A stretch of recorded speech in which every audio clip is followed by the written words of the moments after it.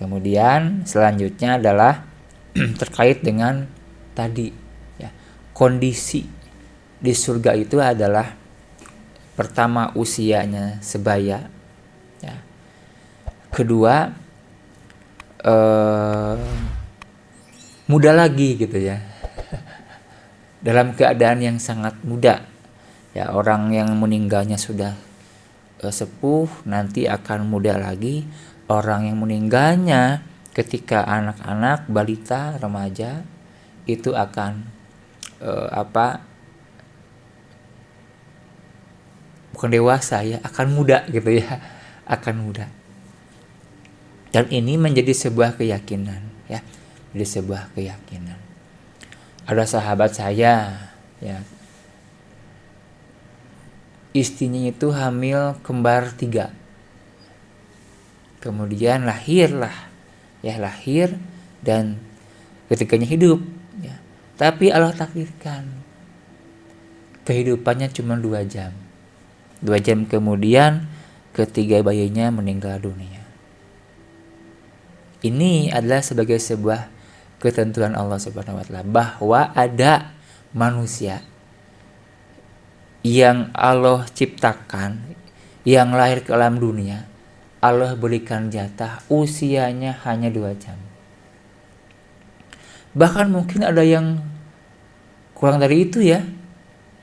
Ada yang sudah dapat nyawa ya, udah 4 bulan lebih, tapi kemudian meninggal dunia dalam perut ibunya. Masih dalam perut kemudian meninggal dunia. Jadi ada bahkan ya manusia yang Allah berikan usia hanya beberapa bulan setelah diberikan ruh. Gitu. Dan juga ada ya yang sesuai dengan kelaziman ya, yang Rasulullah kemudian sampaikan dalam sebuah hadis kan. Usia umatku itu ada di kisaran 60 tahun sampai 70 tahun. Ada orang yang kemudian sesuai dengan apa yang Rasul sampaikan, 60 tahun, 70 tahun kemudian meninggal dunia. Bahkan ada orang yang kemudian dikasih bonus oleh Allah. Udah 80 sekian tahun masih kena jag-jag. Ya, udah 70 sekian tahun masih sehat. Masih bisa aktivitas seperti anak muda gitu ya. Bahkan ada yang sampai usianya ratusan tahun. Itu ada, masih ada saat ini. Kenapa bisa begitu? Karena yang namanya ajal, karena yang namanya mati itu terkait dengan ajal, bukan terkait dengan kondisi tubuh, bukan. Ya, tapi ajal, idza jaa ajaluhum la yastakhiruna sa'atan wa la yastaqdimun. Ketika ajalnya sudah tiba, tak akan bisa dipending sesaat pun dan tak akan bisa dipercepat sesaat pun. Akan datang sesuai pada waktunya. Itu ajal, dan setiap orang itu mempunyai ajalnya masing-masing. Likulli ummatin ajal. Tiap orang punya ajalnya. Kepastian ini kan, kepastian. Ini ayat qauliyah, ayat Quran, ayat berupa firman. Tapi ayat firman, ayat qauliyah ini kemudian kita saksikan faktanya. Artinya ayat qauliyah ini berubah di kehidupan menjadi ayat kauniyah. Dan ini kepastian. Maka kita harus bersiap-siap ya. Jangan tabu dengan hal ini ya. Karena tiap orang pasti akan mengalami masa ajalnya tiba. Gitu. Jadi tadi bukan terkait dengan kondisi, karena memang ada beberapa kejadian ya. Orang yang sudah sakit bertahun-tahun, bahkan sudah disebut divonis parah sakitnya, parna, bertahun-tahun dia sakit, tapi ternyata yang meninggal adalah yang sehatnya, yang ngurusnya, kan begitu. Ini ada yang terjadi kan faktanya. Yang sakit, yang parna, ternyata yang meninggalnya yang mengurusnya. Gitu. Ada orang yang berusaha olahraga, ya lari, sepak bola, badminton. Ternyata ketika dia berolahraga justru meninggal dunia. Sedang berikhtiar untuk sehat, sedang berikhtiar untuk panjang usia, ketika ikhtiarnya malah meninggal dunia. Lagi badminton, wafat. Lagi main bola, wafat. Ya, lagi futsal juga demikian. Ada orang yang sedang berikhtiar mencari nafkah, ya, kelepak, meninggal dunia. Kenapa terjadi? Padahal nggak sakit. Sekali lagi, mati itu bukan karena sakit atau kondisi badan. Emang sudah ajalnya tiba. Ada orang yang tertabrak, meninggal. Ya.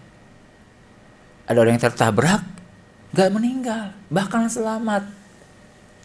Ya. Coba dicek ya. Di YouTube sangat banyak ya videonya ya. Orang-orang yang tabrakan, jebret. Secara rasional harusnya meninggal dunia. Ternyata qadarullah selamat. Masuk ke kolong truk ya. Ternyata begitu truknya lewat dia bangun lagi selamat. Qadarullah kan seperti itu. Ada orang yang berjalan kaki, tiba-tiba di belakang ada ban besar menggelinding, jebret, meninggal dunia. Ada orang yang berjalan kaki, tiba-tiba di atas ada material bangunan yang jatuh nyaris di depan tubuhnya, di depan matanya, tapi tidak kena. Qadarullah gitu. Kenapa terjadi? Karena semua sudah ada ajalnya. Kalau sudah tiba, nggak peduli dia sehat atau tidak sehat, ya sudah meninggal. Begitu ya. Maka di sini keyakinan ini kemudian menumbuhkan apa? Menumbuhkan sebuah sikap ala kaisu mandana nafsahu wa amila lima ba'dal maut. Orang yang cerdas itu adalah orang yang mandana nafsahu, yang menghitung dirinya. Ya, dana itu menghitung. Dainun itu hutang. Dinun itu agama. Antara hutang dan agama harus dihitung oleh kita. Harus hitung-hitungan. Hutang itu dihitung. Ya. Catat dengan baik ya, nanti kemudian tunaikan dengan sebaik-baiknya kedua belah pihak. Ya. Agama itu dinun juga dihitung. Karena dalam agama kita nggak boleh polos, harus hitung-hitungan. Kenapa? Dalam beberapa ayat kan dikatakan ya, dua ayat yang utama surat As-Saff dan surat Fatir, bahwa ya, amal itu oleh Allah dikatakan sebagai tijaroh, bisnis. Ya ayyuhalladzina amanu hal adullukum ala tijaratin tunjikum min adzabin alim. Hai orang-orang beriman, maukah aku tunjukkan kepadamu kepada sebuah tijaroh, dagang, bisnis yang akan menyelamatkanmu dari siksa yang sangat pedih. Tu minuna billah wa tujahiduna fi sabilillahi bi amwalikum wa anfusikum. Iman kepada Allah dan jihad dengan harta dan jiwa raga itu oleh Allah disebut dengan tijaroh, dagang. Kedua surat Fatir 29. Innalladzina yatluna kitaballah wa aqamus sholata wa anfaqu mimma razaqnakum sirran wa alaniyah yarjuna tijaratan lan tabur. Sesungguhnya orang-orang yang membaca Quran, orang-orang yang mendirikan sholat, orang-orang yang berinfak sebagian dari apa yang direzekikan dalam keadaan terang-terangan atau rahasia, mereka mengharapkan tijaroh, bisnis, dagang, lang tabur yang tak akan pernah rugi. Artinya agama itu oleh Allah diibaratkan dengan tijaroh. Yang namanya tijaroh, dagang, ya harus ngitung. Harus ngitung.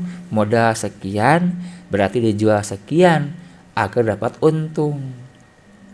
Kalau ini dagang ini tidak menguntungkan, tinggalkan, jangan terus dipaksakan.